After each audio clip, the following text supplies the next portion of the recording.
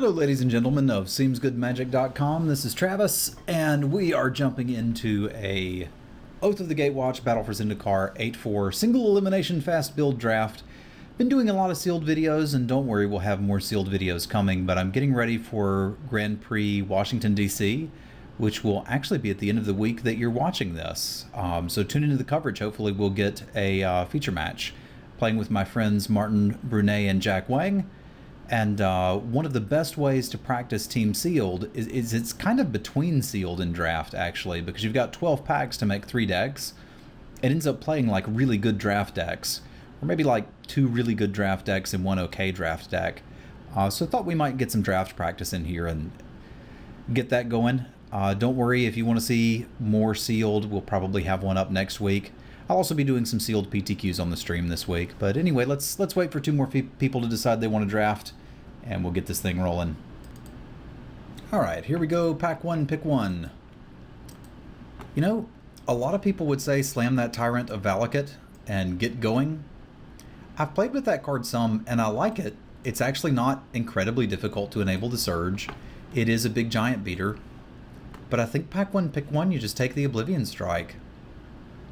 Like this, put them in the arena. This can kill that at a mana discount. I also have a slight preference for black over red. And this isn't usually what I want to be doing in my red decks. It's kind of neat for the blue-red Surge deck, but I don't like that deck very much. It tends to hinge on 1 or 2 cards. I could see an argument for take the Tyrant, try to wield the Storm Chaser Mage or something like that. And if there wasn't an Oblivion Strike here, I might just go for it, but it's hard to go wrong when you start a draft with an Oblivion Strike. Now here we've got some more interesting options. One of the more fun decks that you can get into, well, I don't know that it's necessarily more fun, it's one that wins quite often, is the white-black Allies deck. So when I start a draft, I'm always looking to kind of get into something like that. Color combination that hasn't impressed me a super amount is red-black. That said, it may just be what I want to take here, is there's a reality Hemorrhage and nothing really equal to it on power level. I can get behind a Havoc Sower, but like we don't know if we're the black colorless, the black deck that cares about colorless, or even if we are a black deck. I suppose on power level, maybe we hedge on this, as that would still leave us open to black-red colorless matters, black-green colorless matters, and blue-black colorless matters. This would only really not go well if we pair with white. And it's not that far off power level from the Hemorrhage. I like Dimensional Infiltrator too, but it's kind of like a Welkin turn with a little bit of marginal upside. Well, if we're going to be a colorless matters deck, there's some kind of nifty stuff here for that. There's a Spatial Contortion, or as I like to call it, Spaghetti Arms. I'll let you figure out why. There's a Mimic, which isn't terrible. It's a 2-drop that can sometimes get pumped. And 2-drops are important. There's an Immobilizer Eldrazi, which is kind of cool if you have access to the stuff, but I'm not going into red for it. And then there's a Free Runner, but it, again, not really feeling that I have to be red because X. Could just take Spaghetti Arms. Prioritize colorless mana. We've already got 1 card that cares about it. Yeah, alright. Let's get spaghettified. Now with this Hemorrhage, I'm starting to think, okay, maybe we should just suck it up and be black-red. The challenge with a deck like this is you're basically playing a 3-color deck that can't use Seer's Lantern or Hedron Crawler. Is that what the guy is? You have to do it with lands. Like, my other option is to take a Shoulder to Shoulder, which isn't bad. But I think I'm just going to keep taking removal spells, and we'll see where we settle eventually. Okay, we settle on an Envoy,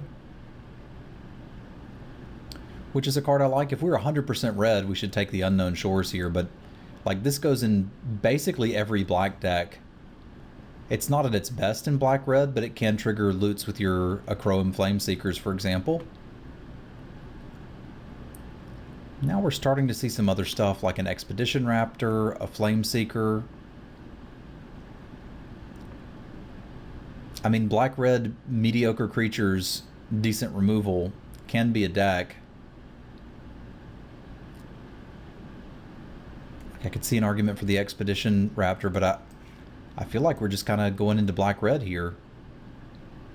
Yeah, that's a pretty late hemorrhage. There's a Vestige, there's another Mimic. Like, we probably want Crumbling Vestiges, but I'm going to take the hemorrhage here and see if we can pick those up in pack 2. Or here. Like, I would not mind getting this Flameseeker here. I like Netcaster Spiders, I like Path Wardens, but we're starting to look like we're black-red colorless. So let's make it work. If we had taken the Tyrant, good chance we wheeled that. Or is that a different pack? I don't know, hard to remember. Reaver Drone is probably not the droid I'm looking for, but it easily could be. I'm trying to decide how high I should prioritize wastes. I'm going to take a gamble on this Reaver Drone, as if we keep hitting on these and we end up with an actual full-on devoid deck, which is not unreasonable, that we could get to Swarm Surging or something like that. There's also Slaughter Drones, or as I like to call them, S-Laughter Drones, in pack 1. And as red-black isn't an amazing color combination, we should be able to pick those up. That's a late Avenger. I'm going to take the wastes and pass on that, I think. All right, here we've already kind of passed enough stuff to let our neighbors know what color they are. I don't think we want a Bonesaw. I'm still going to take one, as if I get like 2 Goblin Free Blades in the next pack, maybe we do something with that. Here we'll send a signal that we're not white. I'm going to take this just because it's a black card. It's also a high variance card. Like, we could play that. But we're pretty much definitely black. Very likely care about colorless. Would mind another Oblivion Strike. And just colorless dudes. Try to grab a Swarm Surge in pack 3 and we can put something together.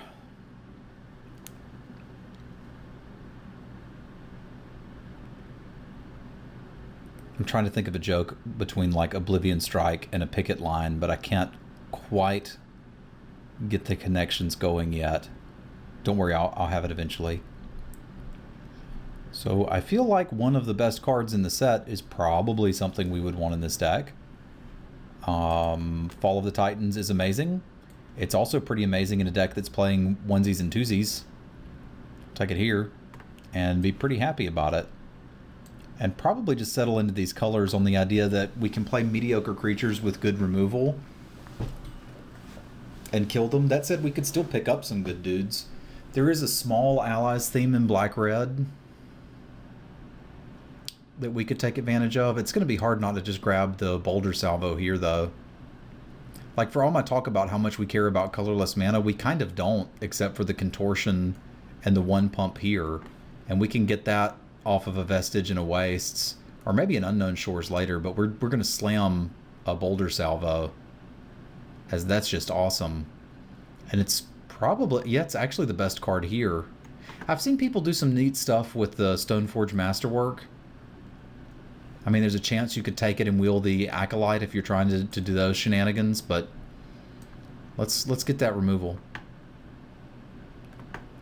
So do I want another Reality Hemorrhage? If we're going to slant super aggressive, I probably do. Like, the Envoys lose a lot of their cool factor when they're basically just hitting for, you know, 1 a turn. This is what I was saying, is this card is not at its best in black-red.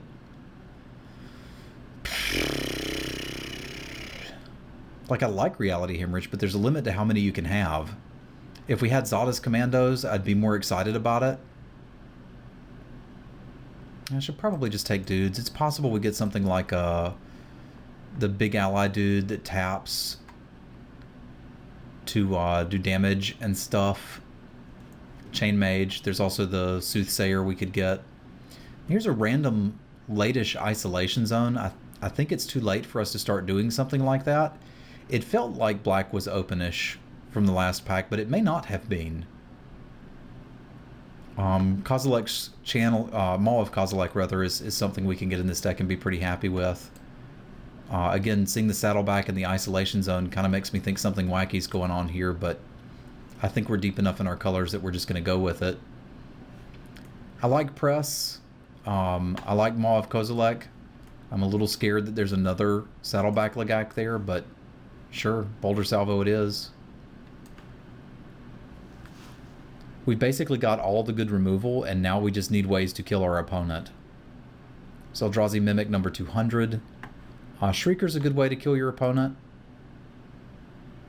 It can start getting stuff done. I want one more colorless land. If I don't get one, we'll probably have to start valuing like an Evolving Wilds pretty highly. Because I do want to be able to pump these. Hey, there's the Soothsayer I was talking about that would go really well with our Vampire Envoys. Nice. It's not as aggressive as the Goblin Freerunner, which is probably something we'd want in this deck. Like I can imagine turn 1 Reaver Drone and turn 3 Reaver Drone and Freerunner, but I like the Soothsayer. I'm not 100% sure we're going to play the Reaver Drone anyway, as it's starting to look like we're less of an aggro deck and more of a just kill their stuff and then resolve one big thing. That I guess that would make us a control deck. None of these cards are actually very good for us. I don't envision a scenario in which we want multiple wastes. But it's the best card for this deck here. Yeah, I think Reaver Drone's out. And what we kind of want is just like, I don't know, a couple more dinky allies. One more thing that can attack and block. Well, there's a foil wastes. I've passed enough good stuff for the other colors, though, that I think I'm just going to hack a Baloth Pup here. Green-red may have been the droid we were looking for, but it has passed. In a deck with 7 creatures, I don't think I can play 2 Unnatural Endurances. I'm still going to take it, but same here. Like, what are we going to do with that? I'm just going to start hacking stuff now. Corpse Churn is not really what I want, but this Toll Collector may be. Random 3/2 that can attack and block is probably better than nothing. Obviously, we'd prefer another Flame Seeker if we can get it, but here we are. I did build a deck on stream that was a ramp deck, and the only ramp targets we had were 3 Canopy Gorgers, and it worked surprisingly well. Like, if you can resolve a Canopy Gorger, you kind of just win. All right, so we've got some options here. The Shatterskull Recruit is kind of exactly what I'm looking for to finish a game. Like, our removal suite right now is here. We've actually got enough removal spells that I don't have to take a suboptimal one like Demon's Grasp. Boulder Salvo mostly does what that does. Mostly does what that does. You know, words. We're kind of adept at killing little stuff. It may still be the best card here. I think it's unlikely we want that Combat Trick, which leaves us 15 playables and no 2-drops. So I'm going to be using these as my 2-drops. Cutthroat's okay, but we're not going to trigger it very often. I really don't want to first pick a Demon's Grasp, but that may be the world I'm living in. Yeah, I think it is. I'd really like to just get some sort of finisher or something. The Ondu Champion's probably okay. Again, not exactly what I'm looking for, but we'll probably get the job done. It's a little more difficult to cast with the double red, but it's an ally which plays well with the Soothsayer, as well as the Flame Seeker. Giving things trample isn't super relevant. You could see an argument for the Myers Malice, but I just want to make sure we have dudes that can attack and block. Stone Fury, Nettle Drone, Channeler. There's a lot of good stuff here. We don't have a particularly good way to enable this. There's also the Swarm Surge, but I think we've gone pretty far from being the deck that can use that. Wasteland Strangler's okay if we're able to exile, have 2 ways to exile in the deck. Currently we only have the Oblivion Strike. We could pick up a Sludge Crawler, which I'd play. I feel like the safer pick is probably the Nettle Drone. If the way's clear, it can poke for 3. If it's not, we can at least get in 1 a turn. Yeah, I'm probably gonna have to drone here. It's certainly, like, it's a pretty big upgrade over the Toll Collector if we end up not playing that, which I'd like to not play that. Dominator Drone's what we're looking for here. It's another colorless dude. It attacks, it blocks. It's not particularly good at anything. Wow. So, white-blue was the answer, I guess. We're still a little short playables, but like taking this Blighted Fin is, I think, what we need. We should still see some things, right? Right? Our Ruin Processor's an okay finisher. The Mindraker is just kind of meh. Yeah, all of a sudden blue-black is just absurdly open. I think it's really too late for us to do anything about it. Again, we don't really have a way to ingest anything for this Mindraker to get them. So I guess a Ruin Processor is okay, just as a big dumb thing to kill them with. Hey, there's a Foe Runner of S-Laughter. I was actually talking about this guy as something we might want. Again, we could pick up Grave Birthings and stuff to better enable this, but I think it's fine as is. And this is definitely going to make our deck. Processor Assault we can't use. Mindraker's probably not what we want.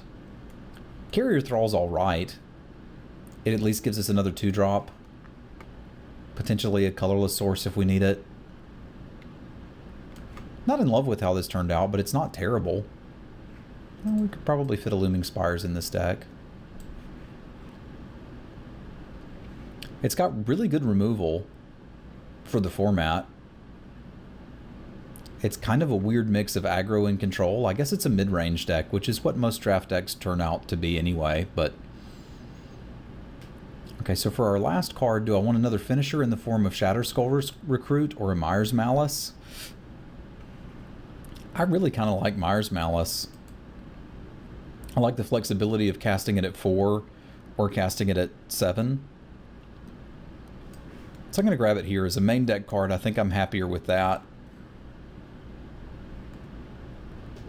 It seems like red was super open and then it wasn't. Like the red cards we got out of the BFZ packs were a drone, a champion, and that's it.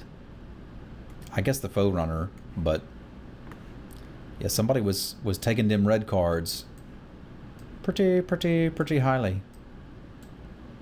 And I think I'm fine running this at oh, there's a Swarm Surge if we want it. I don't think we actually do. I was gonna say I'm fine running this at 17 lands. I think we probably just run the Vestige and the Blighted Fin as our colorless sources, because the only things that really super care about it are the Spatial Contortion. I can potentially get a colorless source here. We'd like to be able to pump the Maw and such, but I mean it's a combo with the Flameseeker, right? Because we can loot it away, I guess. Vestige of Emrakul may just be better than that Spatial Contortion. It may also be better than an Ondu Champion. So let's take a quick look in deck building of exactly what we plan to do here. The Toll Collector is also pretty sad, but like we've got a little ally package that goes with drawing cards. And currently this is our ally package. So you get one of these two and then one of the others to enable it, and you're pretty happy. The champion plays well with that too. Only problem is he's really hard to cast at double red. Like we can build a mana base where we can realistically get both of our colors and colorless, but I don't think we can do that and have access to doubles. And we don't need doubles for anything else. We could put in the Bone Saw and equip it for free, the Toll Collector. Oh, that's not what I want to do. Ironically, if we'd taken that dragon, I probably would play the Bone Saw, as it would enable both of them. But I think the last cut probably needs to be the champion. I'm still not 100% certain whether or not we want a Reaver Drone. Like, you could cut the Reaver Drone, add the Reaver Drone for the spatial contortion and not have a bad deck. Because we're not casting that on turn 3, we're casting it over here somewhere, and it's still fine there. It's just that the build we have now is pretty weak to aggro. Oddly enough, that might mean I want to bring the Reaver Drone in against aggro decks, which is kind of not something I'd expect, but here we are. We do have one way to enable this with the O-Strike.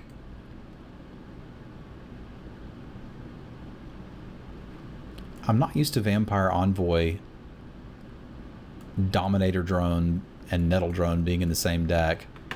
But I think with what we've built, this is probably it.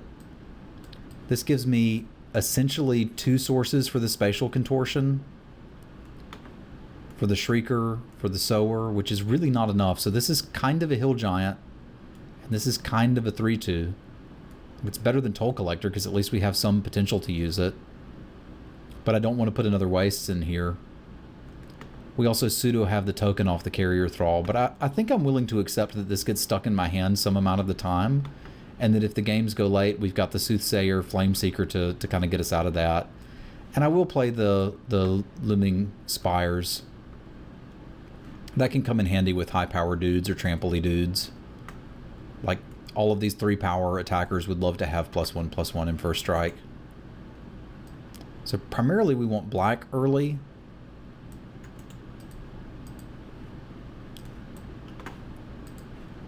So we probably actually want to do something more like this.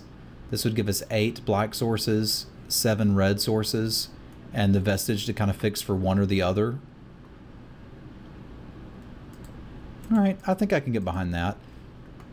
Best deck ever? Perhaps not, but it's not an archetype I'm particularly in love with. But that said, when you pair removal with OK creatures, you usually end up with something playable, and I'm not unhappy to have Fall of the Titans. So let's submit this, and I'll see you guys for round 1 in just a moment. Thanks for tuning in, my friends.